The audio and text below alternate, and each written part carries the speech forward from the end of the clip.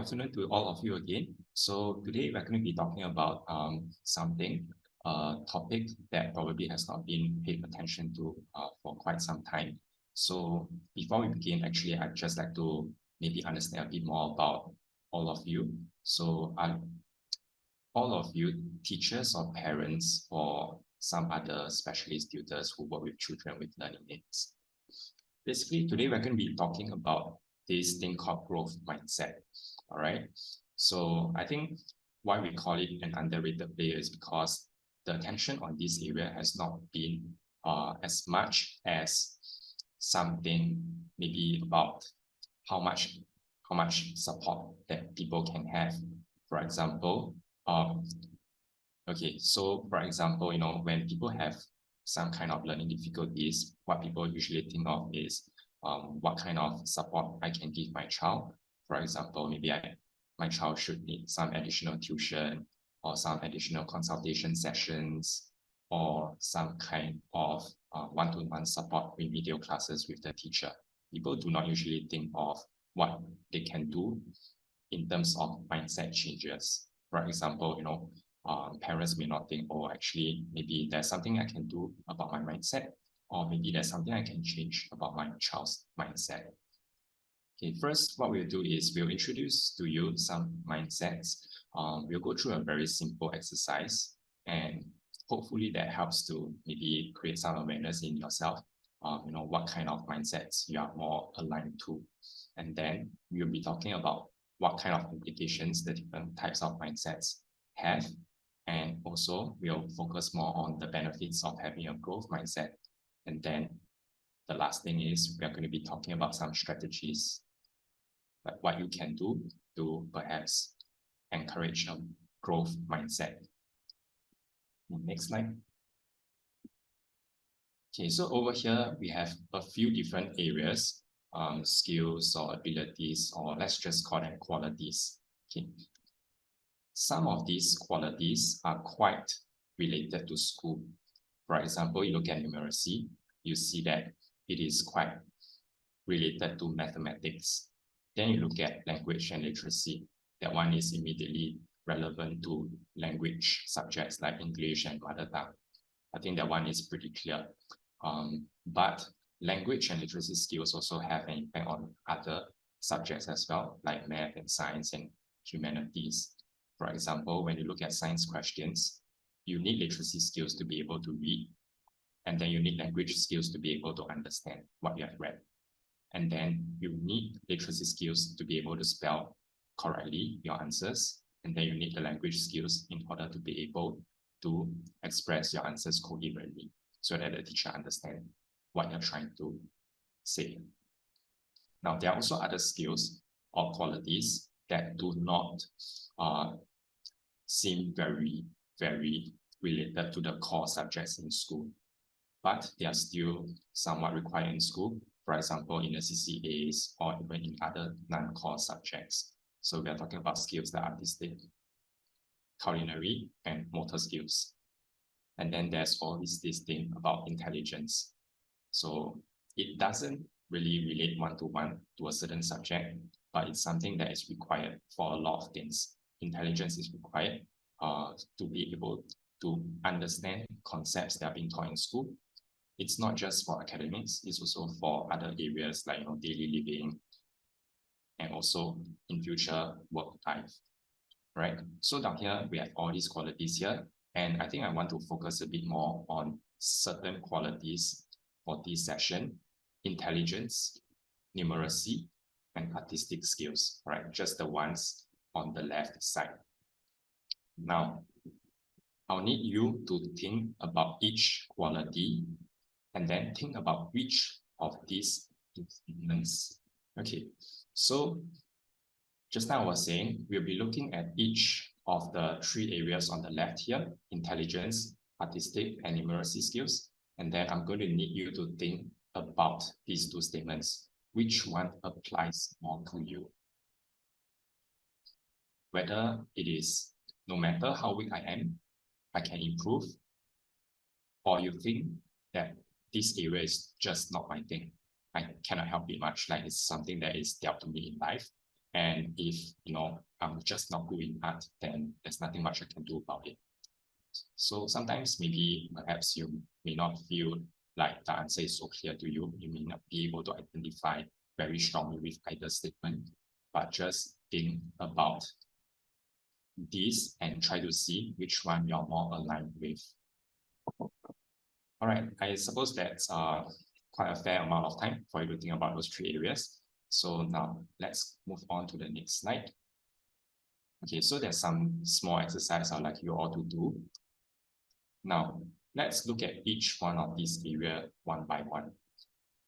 And then, if possible, I'd like you to type in the chat if, let's say, for a certain quality, you feel that it's something that you cannot change, then I'm going to need you to type a no in the chat box if you're comfortable with it.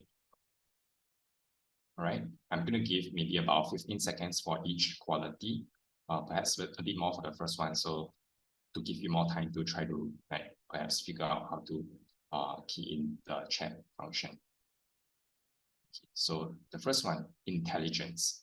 If you feel that intelligence is something that you cannot change in life, it's something that you're dealt with and it's fixed, then you just type a no in the chat box.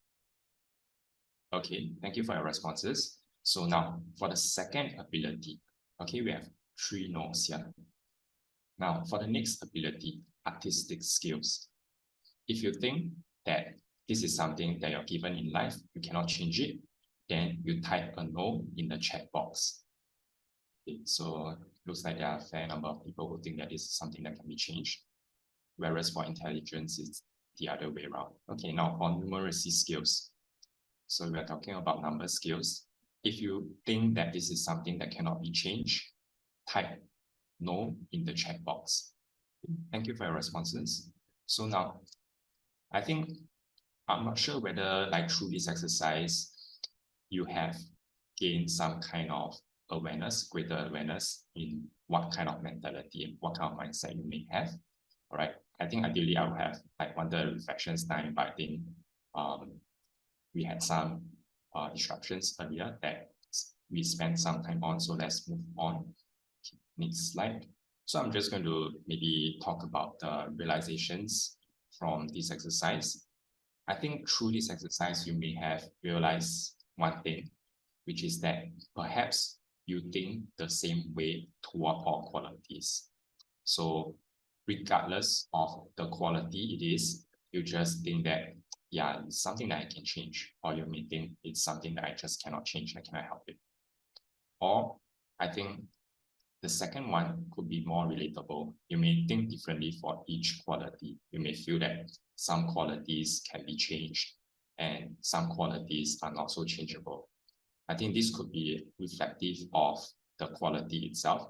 Indeed, perhaps some qualities are more changeable than others. I think it's quite typical of people to think that intelligence is quite something that you can't really change. And to quite a big extent, I think it's true.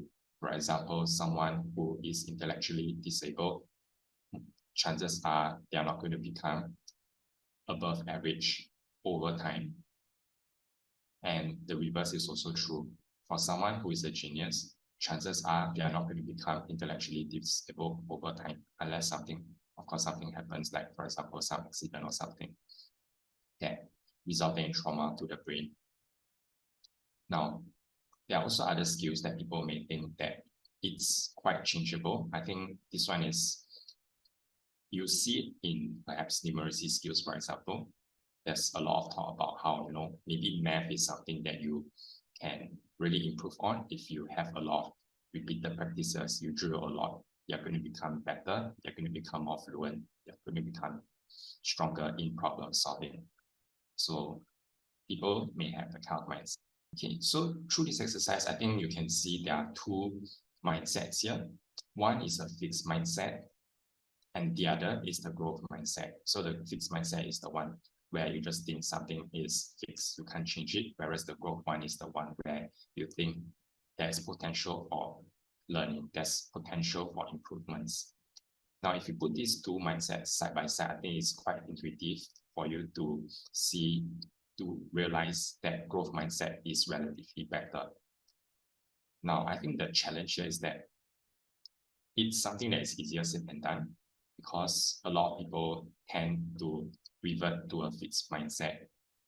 And I think this is also true even for psychologists. Even though we may be talking about this topic, there are instances also when we fall into this trap where we just have a fixed mindset. I think for psychology students, a lot of people may think that statistics is not an area that I'm good at. They may think that way. So I think this could be a defense mechanism. Like if you're not good in something, you just think, you can't really help this. So maybe just you want to spend some time on other things instead. So it's a defense mechanism. And it becomes very natural for us to think that way. Now, if adults can think that way, I think it's quite natural for children to think that way as well, just because it's a defense mechanism and also because of the exposure they are given.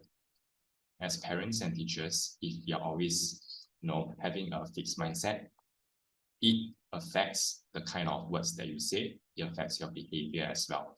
And children spending a lot of time with you, they end up internalizing this kind of perspectives as well. Of course, if you have a growth mindset, I think chances are the children spending a lot of time with you, they are going to internalize a different perspective.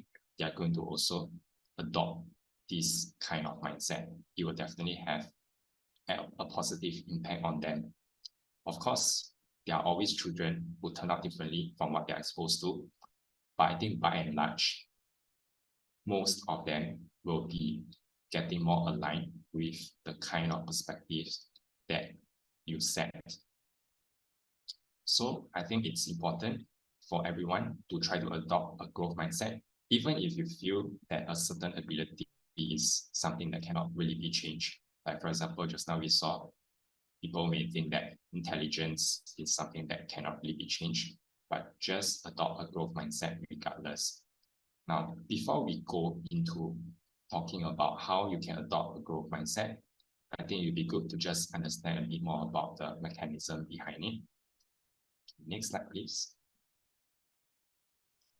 Okay. So this is the thoughts, behavior, emotions triangle, otherwise called affect, behavior, cognition triangle. I'm not sure whether you all have seen this before, but it pretty much forms the cornerstone of a therapy approach called cognitive behavioral therapy, or CBT for short. It's an approach that is used to address a lot of different types of problems, ranging from perhaps mood disorders like depression to other things like just behavioral problems in school. Okay. So the idea here is that thoughts, how you think about something, will have an impact on how you feel about something and how you act. Now, how you feel about something will also have an impact on how you think about something and what you do. The same thing goes for behavior. What you do will affect how you think and also how you feel. So this is not a one-way relationship. You can see that these arrows here, they are bi-directional. They go to and fro. So thoughts can influence behavior. Behavior can also influence thoughts, and they are all linked together. So basically, down here, if you look at this triangle, it tells you there are 3 different levels that you can approach a certain problem. You can either intervene at the thoughts, behavior, or emotions level. So the behavior level is something that has been done quite often. For example, when a child is not really very on the ball with his or her homework, and then we try to implement some kind of reward system to try to improve their behavior, try to modify their behavior, get them to do what we want them to do. So that's behavioral intervention. What we are focusing here more on today is intervening at the thoughts level. So you can see through this triangle that actually intervening at the thoughts level will have a corresponding effect on the other 2 levels. So sometimes you may not necessarily have to just focus on behavioral modification. You can also try to adopt a growth mindset, try to change some thoughts, how the children think about things, and then that will also have an impact on other aspects like their behavior. Next slide. Okay, so this is in the gist what I was sharing about just now. In the context of learning, you can see that having a certain mindset will have an impact on the behavior. So the behavior we're talking about is the amount of effort they are putting in and the attention span they are showing. For the feelings aspect, it's more about the kind of motivation they have, the self-confidence, whether they feel that they are able to tackle problems, and also their emotional well-being. So it may not be feelings at a certain point in time per se, but perhaps just in general, how well adjusted they are emotionally. And these also have impact across the different areas. If you recall the triangle that I showed you just now, for example, if let's say a person has a fixed mindset and then they come across a problem they cannot solve, they give up on that, they naturally have lower motivation. And when they are less motivated, they naturally will not be able to focus as much. So I think this is a very, very common thing that people see in the classrooms, like when children have problems, they do not focus. And there are a lot of questions about whether a child may have ADHD or not, attention deficit or not. Sometimes it may not be a clinical disorder like ADHD, but it could just be because they are having some kind of difficulties and they give up. So they naturally do not focus more because they are more motivated to look at other things. For example, what's happening outside the class instead of trying their best to understand the content of the lesson. Now, mindsets also can have an impact on other thoughts and beliefs, belief systems as well. So, for example, when they're faced with failure, what do they think about it? So, do they think that it is an opportunity for learning, or do they feel like, okay, this is the death sentence, that's it, so I can just stop my effort here and maybe just go and do something else? So you can see how mindsets have an impact on learning. And if you're still not convinced, then I just maybe share with you about this mind-over method thing. So in the area of sports, I'm not sure whether you all know, basically for those people who are competing in sports, they don't just focus on physical training. For example, maybe they're competing in track and field. They don't just focus on practicing their running. They also focus on some kind of mind strategies. So they do have sports psychologists who work with them to try to strengthen their resilience, try to change their mindsets so that they can, during the competition, when it gets really tough, they can have a stronger resolve to press on and win the competition. Next slide. So I'm just going to share with you another study. So in this study, students in elementary school, when they went on to junior high school, they were measured in terms of their mindsets. And these students were students who have similar grades. So their starting point is the same. The difference here is their mindsets. Now, these students are tracked over time for 2 years. And after those 2 years, the data was collected again. So when they look at the data, they realize that students who have a growth mindset, they do have better grades than those who have a fixed mindset. Okay. So hopefully that example makes it more clear why having a positive growth mindset will have an impact on other areas. So now I'll pass the time on to Kathleen to share more about other benefits of a growth mindset and also the strategies that you can adopt. Okay, thanks, Winston. Thank you for running us through the different mindsets and its implications, as well as the effect of growth mindset on academic outcomes as well. I guess I just want to draw our attention to the benefits of growth mindset beyond just academics. Okay, so I guess we want to prepare our young ones by equipping them, to deal with the setbacks and challenges that they may face in their future beyond, their primary and secondary schooling years. So I guess a couple of questions that you might be very curious about is, how are they going to cope with the transition to higher education when learning becomes more independent, or how are they going to cope with life challenges? For example, if difficulties arise in their relationships with people or at their workplace, and how is this growth mindset going to help them? So I'm just going to run through some benefits of the growth mindset, and some of which Winston briefly touched on as well. So first of all, kids who have a growth mindset are generally more open to trying new ways and strategies to improve themselves. It really encourages adaptability and flexibility. Children with a growth mindset also view failure as a learning opportunity, and they meet adversity with a positive attitude. They're more likely to bounce back from academic failures and challenges fairly quickly. Furthermore, a growth mindset also helps children to build an intrinsic motivation, to keep developing and improving themselves. Those with a growth mindset are generally more resilient because they don't give up easily, no matter how tough the task at hand is. And another benefit is that, children with a growth mindset will take constructive feedback positively, and they try to learn and improve from it. But last but not least, kids with a growth mindset, they see learning as a lifelong process.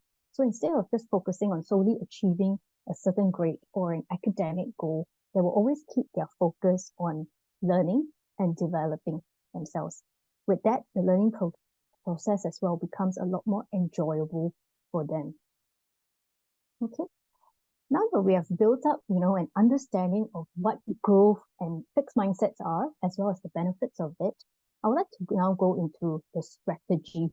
But before I do that, let me pull up again this cognitive triangle concept that, Winston shared earlier regarding mindsets and the implications. As mentioned, different components here, the cognitions, the behavior, and the emotions, they're all intertwined and they all influence one another. So for the strategies that I'll be sharing later on, I'll be incorporating some of these different components, though it will not be, presented in this kind of structure. And this is because the suggestions I have may, impact on one or more of these components. Okay. All right. So when we first talk about cultivating a growth mindset in children, first and foremost, I would like to target the adults first. Okay. This includes, teachers and parents, as well as adults working with children. You play such a significant role in this whole process. Children naturally look up to those around them and emulate how adults deal with their own adversities and the child's difficulties. So, for teachers, there have been numerous studies out there that show that teachers' growth mindset itself influence their students' perception of their own abilities. And when a teacher carries a growth mindset, it improves their grades. Okay? It also has a positive effect on the teacher's own sense of control in developing their own teaching capability. The growth mindset, increases the teacher's enjoyment, which in turn improves their engagement in teaching. It also acts as a buffer for teachers against negative emotions like anxiety and anger. Okay. Similarly, for parents as well, parents' growth mindset has also been linked to children's development of growth mindset, regarding their academic abilities.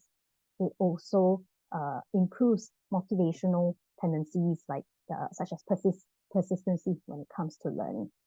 And it has also been associated with children's better academic performance when parents have a growth mindset. And notably as well, it reduces counterproductive learning-related behaviors such as homework-related kind of difficulties. So, as what Winston mentioned earlier, if we carry a growth mindset, so will our children. Okay. So for parents and teachers, as well as any adults working with children, here are some suggestions for you to consider. Firstly, and that's to develop our very own growth mindset. I think it's very important that we actually do engage in self-reflection regularly. Remember that becoming aware of a fixed mindset is the first step towards developing a growth mindset.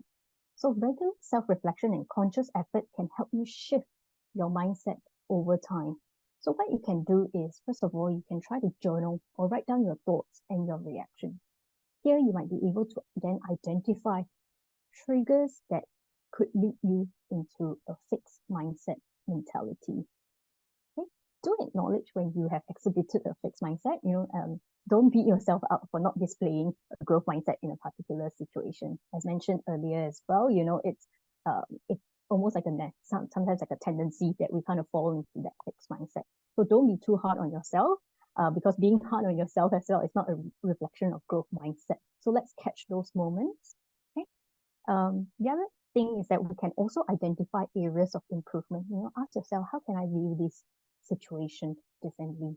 How can I put on my growth mindset hat, to look at these situations in different ways? Yeah. And most importantly is to also review your progress to ensure that you're embracing a growth-oriented thinking. Okay. Okay. Secondly, another important thing is to model growth mindset. So be very open about your experiences, help children to realize that even as adults, we make mistakes. We go through frustrating situations. We also come across roadblocks. Help our young ones to actually relate to us. It also shows them that, even as adults, we are continuously learning and growing each and every day. So this growth mindset is really not only for them, but it applies to us too. So you can also encourage them to, you can encourage discussions with the child, where you can share your fixed mindset thoughts and even brainstorm solutions out loud. Okay, and what you can do is to also normalize the negative feelings that you experience in the face of these difficulties, so that children actually know that it's actually it's normal to experience these feelings, whatever that might be. It could be feelings of discouragement, it could be feelings of frustration. When we start to verbalize these emotions, it also encourages them to verbalize their feelings openly as well. Yeah, it starts to also help them build up their emotional kind of vocabulary. Okay. And of course, this would be a good time to take the opportunity to show the child how someone with a growth mindset reacts. So demonstrate your reaction to mistakes or challenging situations here. All right. Now, to help your child cultivate a growth mindset, what you can do is you can start to use what we call process praise. Okay, this is a little bit different from the kind of praise that focuses on outcomes or the child's ability. The focus here is on the process. So instead of focusing on, let's say, this child's ability of reading, see, I knew you can read this book. Good job. What you can say instead is, it's encouraging to see how you're willing to try and not give up, though it was difficult for you. Well done. Okay, this really focuses on the process of trying and not giving up, for persevering. So another way could be, again, focusing on the child's ability. Smart girl, you're really good at math. Instead, what you can say is, I like how you tried different strategies to solve these questions. This again highlights the child's flexibility and willingness to try different ways to solve the problem. Okay? Also, you might want to avoid saying, okay, it's okay for not getting it right. You did your best. Again, this kind of highlights or focuses a lot on the ability or the outcome. Okay, so what you can say instead is, it's okay that you didn't get this right. Let's talk about what you tried and what you can try next. So there's that focus on things can improve. We can look at some ways to help you improve. Yeah. Okay, and finally, you might want to avoid saying, that's all right, some people are just not good at writing. This is again a focus on the child's ability, and rather what you might want to say to the child is, I like that you put in effort, let's see how you can improve on it. Here the focus is again directed back to the child's effort and what other ways can we work on this, or how can we improve on your writing abilities. Okay. Okay, another thing that you can do is to help them identify their fixed mindset. Okay, get your child to draw a couple of thought bubbles on a piece of paper, just like what you can see here. Then get them to write down a couple of reoccurring thoughts that reflect fixed mindset. So such as, I'm bad at reading, or I give up, I'm never going to be as good as my classmates. It's too hard. Okay. Once you've got them to identify these fixed thoughts, now help them to reframe them into growth-oriented thoughts. Okay, reframe it as what you can see here. I'm still working to improve on my reading. And the other one is I give up, I'm never going to be as good as my classmate. It becomes, I'll find ways to get better at this. Let's see what I can learn from my classmate. And if it's too hard, then it's okay. You may take some time to get better at this. All right. When you're doing reframing work with your child, what you might find at the beginning is that your child would likely need you to give examples because they actually do not know what growth mindset looks like or what those thoughts are like. Okay. But the more you get them to do this exercise on a regular basis, they will gradually learn and be more capable of coming up with their own growth mindset statements.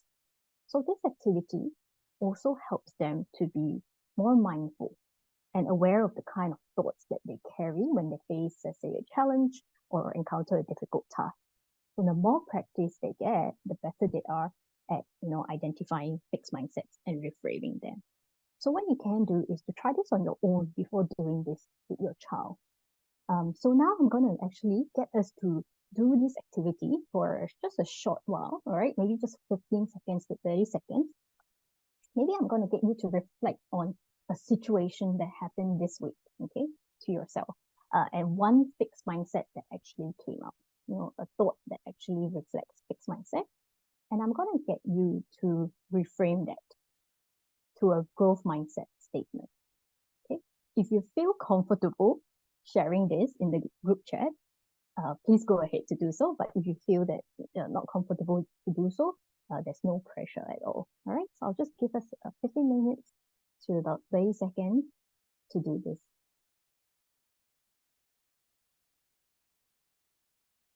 Okay, I hope all of you gave it a try. Okay, so for children who don't enjoy writing, let's say, okay, at all, or for even our younger ones, you can try to make it fun for them. One way is to get your child to blow up the balloon to the size of the problem that it brings, okay? And then you can get them to write down one or two thoughts or words on the balloon that reflects the child's fixed mindset. Okay, and what you can do is to get them to practice reframing by saying aloud a growth mindset statement while hitting the balloon back and forth to you. So for example, it can go like this. Mom hits the balloon to Emma while saying, I'm really bad at reading. Okay, so that's a fixed mindset, right? And Emma would then say aloud, I'm still working to improve on my reading, and tries to hit the balloon back to Mom. So Mom and Emma can actually do this back and forth repeatedly to reinforce that. So this is really just kind of getting your child to be familiar with the fixed mindset. What's the fixed mindset and what's the growth mindset? And this is a fun activity to engage the young ones. Okay, for children who are really creative or they enjoy drawing, what you can do is to get them to draw comic strips. So again, prior to the activity, you can discuss with them to identify one fixed mindset and how they can reframe it. Now get them to incorporate different mindsets in the story itself. So for example, you can suggest a child to come up with a story where the character starts off with a problem and shows a fixed mindset, but the story ends with the character exemplifying a growth mindset. So this is just another way you can help a child to learn what growth mindset looks like and how they can also reframe their fixed mindset to a growth mindset. Okay, besides reframing, use this power of yet to encourage children to learn. Okay, when facing setbacks, teach them to add not yet to their statements. This mindset shift, implies that our abilities can improve with time and effort. So it's really not, I can't do this, but it's, I can't do this yet. It's not, I don't know, but it's, I don't know yet, or it doesn't make sense. It doesn't make sense yet. I'm not good at this. I'm not good at this yet. And I don't understand this yet. You can also incorporate this again into, the balloon and comic strip activities that I suggested earlier. What you can do is get them to write this down as fixed mindset and change it to a growth mindset statement by including the word yet. Okay. Another way to cultivate growth mindset in your child is to use inspiring role model stories. Help your child to identify a role model or a person character that they're familiar with. This could be a family member, a celebrity, or even a movie character. What you can do is engage your child in conversation about the adversities experienced by their role models. Normalize failures and mistakes as a process of growth and learning. And what you can do is to connect role model stories to your child's life experiences. Yeah. And after that, you can brainstorm ways as well to help them overcome setbacks. A source that you can use is this YouTube video on famous failures. You can watch this with your child and engage them in a discussion after. Books are another great source that you can use to nurture a growth mindset. So the act of reading and storytelling has a really profound impact on shaping children's mindset and equipping them with the necessary skills to navigate adversity. So books offer diverse characters with various background, personalities, and struggles. So when children see characters who share similar experiences or face comparable kind of challenges, they do find a sense of validation and understanding, and this allows them to perceive their own challenges as surmountable and encourages them to persevere. So not only does reading books develop their growth mindset, but also develops their problem-solving skills. So stories often present characters with problems that require creative and critical thinking to solve. As children engage with these kind of narratives and stories, they learn to analyze the situations, think outside the box, and develop problem-solving skills. These skills are crucial in building resilience and enabling children to find solutions and to adapt to difficult circumstances. So here are some growth mindset books that you can use, like The Girl Who Never Made Mistakes, After the Fall, How Humpty Dumpty Got Back Up Again, Your Fantastic Elastic Brain, and What Do You Do With a Problem? Okay. All right. Finally, what you can do as well is to encourage your child to try new activities. Get them to pick up a new skill or a hobby that they've never tried before, just to help them to grow that mindset, growth mindset. Learning a new language or musical instrument, trying out cooking or coding. This will help them to persevere even when they kind of face challenge, and to keep and to really keep working on it to develop that new skill. Okay, you can also engage them in activities that can promote their problem-solving skills. Things like puzzles, doing riddles, and even going for escape room as well.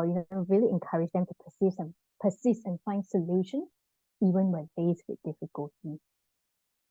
And last but not least, sports and physical activities that require skill development and perseverance.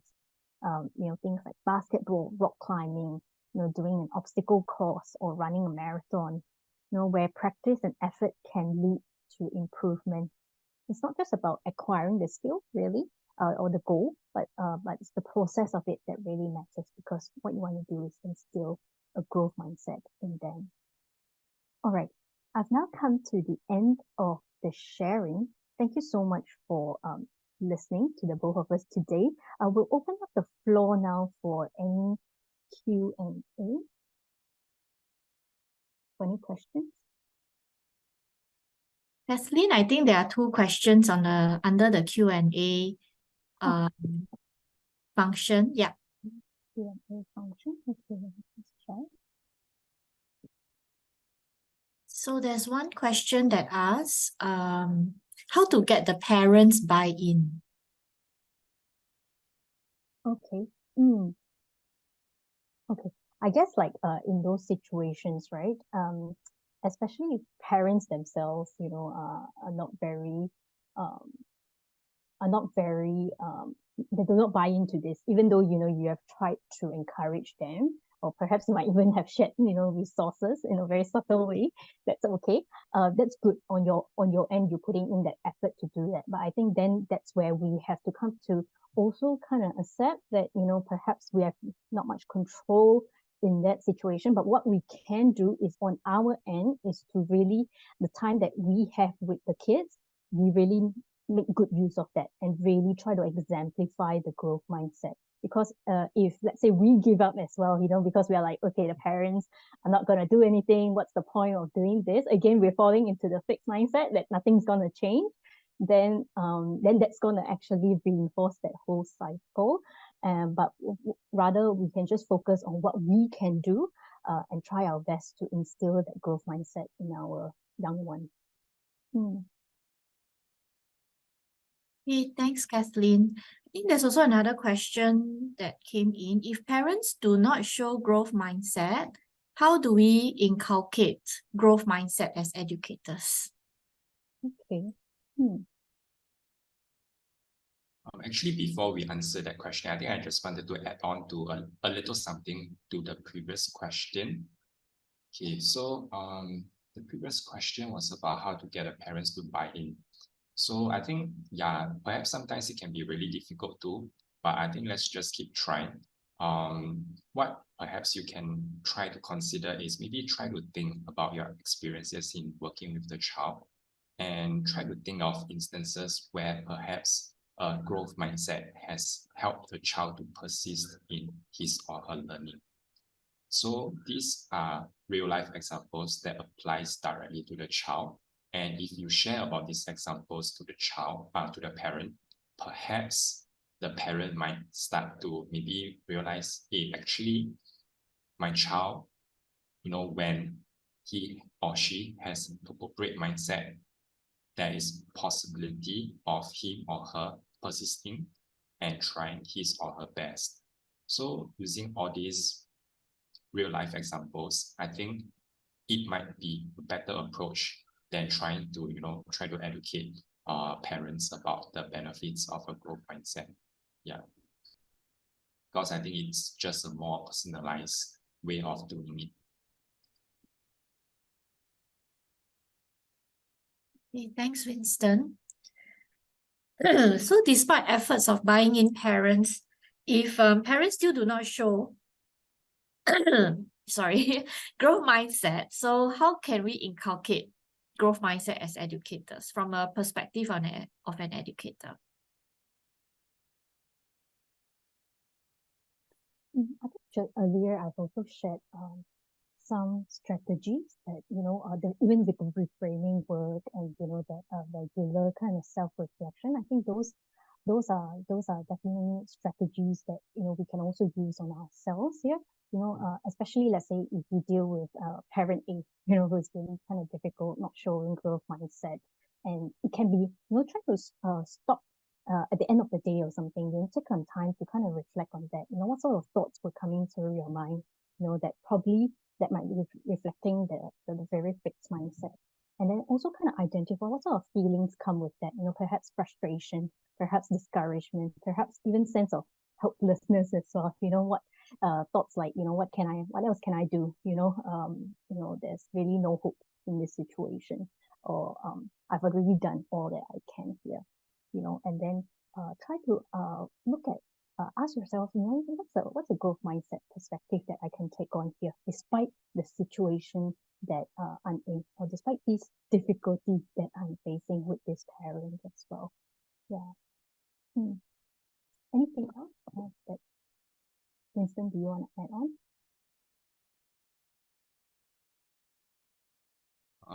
No, I think I've done a terrific job at explaining this. Okay, thank you, Kathleen. Someone actually asked whether attending an Adam Khoo helps. So I'm not sure whether, yeah. I'm actually not sure what Adam Khoo is. Actually, I was... Oh, yeah. I'm also not very sure, like, what he talks about per se. And I don't think we want to really put a clear answer to this, because I think it may differ across individuals.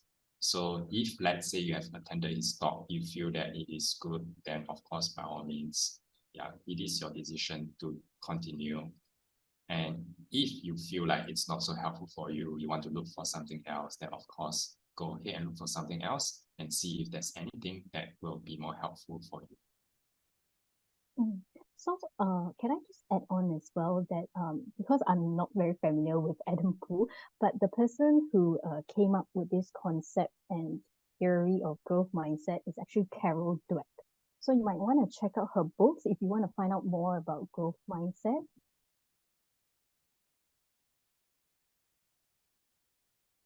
Yeah, I can type Carol Dweck's name in the chat so that everyone is able to see and search about her. Okay, so Magdalene also have a question on the chat itself, whether DAS conduct activities on growth mindset for children. Unfortunately, at this point, no, we don't have any like a program to cultivate growth mindset. But it's something that we can definitely take on board and consider this in the near future. Yeah, but I would also say that in the DAS, when our students come on board for our programs, our educational therapists, we are trained to conduct lessons that are emotionally sound for children, so they will feel that sense of confidence as we actually how to say deliver lessons that is tagged to their level of abilities, and from there we try to challenge them a little bit more, but yet at the same time we also want them to achieve that sense of success. And we also use words to encourage them in a way, also to build up that growth mindset for them, to let them learn that they can eventually be more independent learners as well. So these are some of the things that we incorporate as educational therapists in our lessons, but we do not have explicit activities focusing just on growth mindset for students in the DAS. Okay, I think there are no further questions on the ground. So yeah, thank you very much, Kathleen and Winston, for today's webinar. Thank you very much, everyone, for listening. Thank you as well. Thank you. So we'll be sending an email to everyone once the recording of this webinar is up on our YouTube. All right, so thanks everyone for today and have a great day.